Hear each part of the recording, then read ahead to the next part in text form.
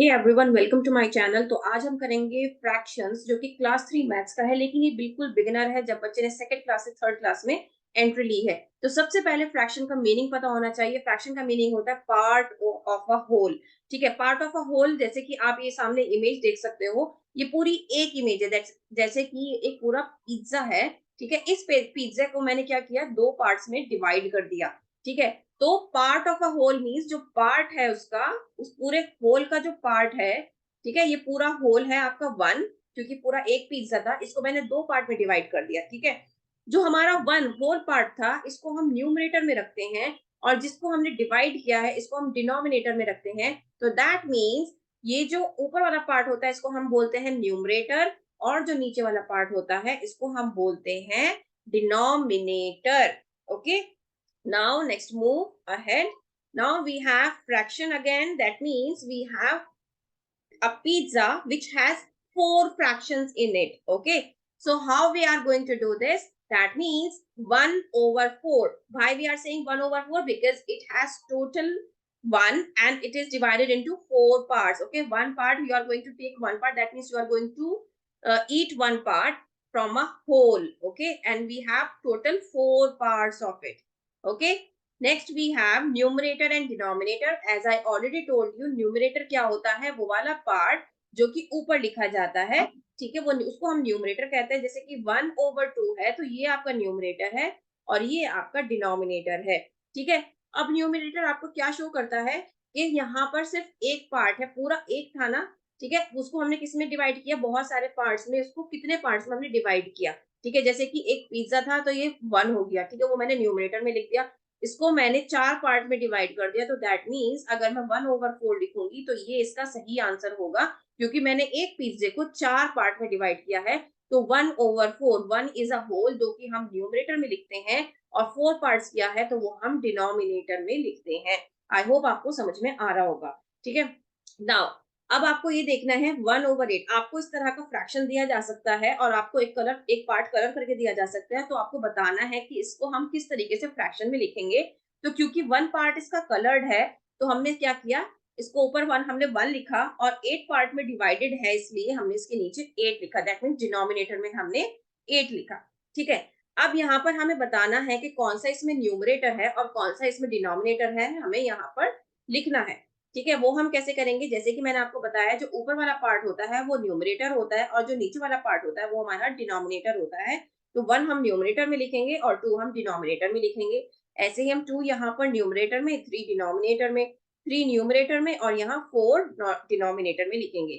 तो इस तरीके से हम ये वाली एक्सरसाइज कंप्लीट करेंगे। ओके, नाउ नेक्स्ट है 7/9। 7 क्या है हमारा, कौन सा पार्ट है, 7 हमारा है न्यूमरेटर पार्ट और 9 हमारा डिनोमिनेटर पार्ट है।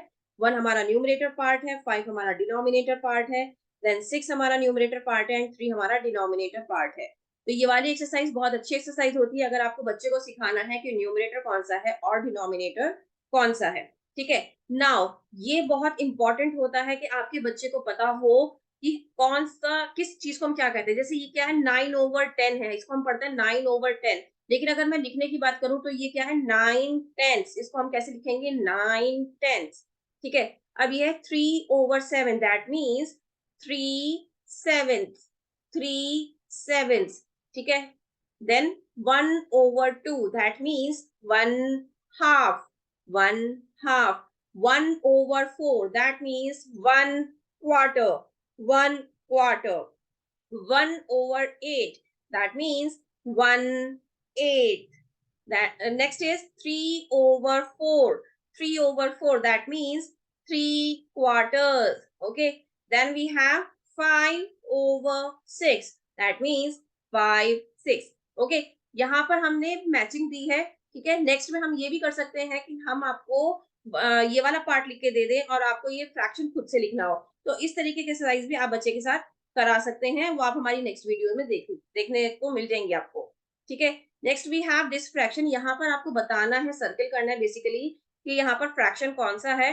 ठीक है, जैसे कि 1 पार्ट इसमें कलर्ड है, टोटल हमारे पास 2 पार्ट है, तो इसमें ये वाला आंसर इसका करेक्ट आंसर है। ठीक है, नेक्स्ट हमारे पास ये इमेज आती है जिसमें हमारे पास 2 पार्ट्स कलर्ड हैं और टोटल ये डिवाइडेड है 3 पार्ट्स में। तो दैट मीन्स इसका आंसर हो जाएगा 2/3, इसका आंसर हो जाएगा 2/3। Okay, next we have this question.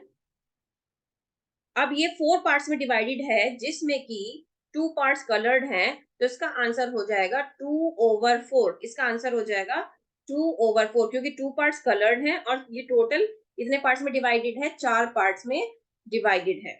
Next we have, अब यहाँ पर हमें काउंट करने पड़ेंगे टोटल कितने हैं। ठीक है, तो हम पहले काउंट करते हैं 1 2 3 4 5 6 7 8 9 10 11 12 13। टोटल हमारे पास कितने हैं, ये 13 हैं। ठीक है, अब 13 टोटल हैं। अब यहाँ पे पहले टोटल ही देख लो, यहाँ पे टोटल नीचे लिखा होता है और ये 13 है, हमें मिल गया। ठीक है, तो यहाँ पर हमें मिल गया। अब यहाँ पर हम इसको क्या करेंगे, कलर्ड वाला भी काउंट कर लेते हैं। 1 2 3 4 5 6 7 8। तो ये टोटल 8 है, दैट मीन्स 8/13 हमारा करेक्ट आंसर है। Okay, next we have this one. तो हमें इसमें भी क्या करना पड़ेगा, काउंट करना पड़ेगा। तो हम काउंट कर लेते हैं 1 2 3 4 5 6 7 8 9 10 11। टोटल कितने हैं इसमें, 11 है। और कलर्ड कितने हैं, 1 2 3 4।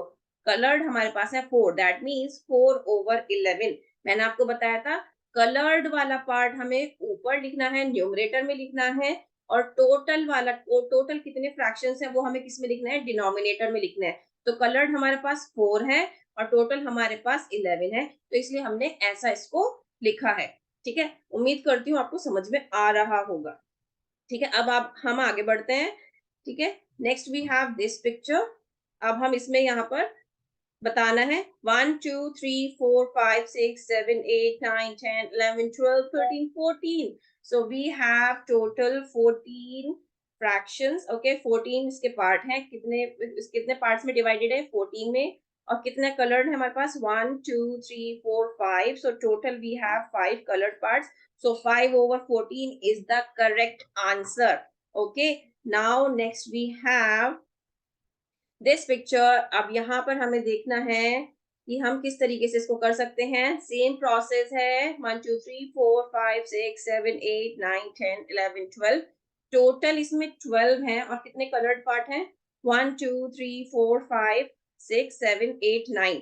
तो टोटल इसमें 9 है, तो दैट मीन्स 9/12 क्या हुआ, हमारा करेक्ट आंसर हुआ। ओके यहाँ पर हमें फिर से बताना है, तो हमें क्या करना है, काउंट करना है 1 2 3 4 5 6। कलर्ड कितने हैं, 3। सो 3/6 ये वाला जो पार्ट है हमारा, ये कलर्ड, ये वाला सही है इसका आंसर। नेक्स्ट वी हैव, हाँ, अब ये एक सर्किल है और पूरे में कवर्ड है, इसका आंसर क्या होगा, इसका आंसर होगा 1/1 क्योंकि इसमें कोई भी डिवीजन नहीं है, ये कहीं से भी डिवाइडेड नहीं है, ये होल है। ठीक है, होल है ये। One fraction of a whole, we learned it ना। फ्रैक्शन क्या है, पार्ट ऑफ अ होल। लेकिन ये पूरा एक सर्किल है जिसमें कोई भी फ्रैक्शन नहीं है, इसलिए इसका आंसर होगा 1/1। Okay, next we have this. इसमें आपको क्या करना है, फिर से फ्रैक्शंस काउंट करने हैं। सो 1 2 3 4 5 6 7 8। अब मैं आपके सामने काउंट करती हूँ, 1 2 3 4 5 6 7 8 9। टोटल 9 है। ठीक है, जिसमें से 1 2 3 4 जो है इसमें कलर्ड हैं, तो ये हमारा करेक्ट आंसर हो जाता है 4/9। नेक्स्ट हमें क्या करना है, इसको काउंट करना है, इसको देखना है 1 2 3 4 5 6 7। टोटल 7 है, कलर्ड कितने हैं, काउंट करो जल्दी से, 4। तो 4/7 हमारा करेक्ट आंसर होगा, जो कि ये वाला है। ठीक है, नेक्स्ट हम आगे बढ़ते हैं। Thank you.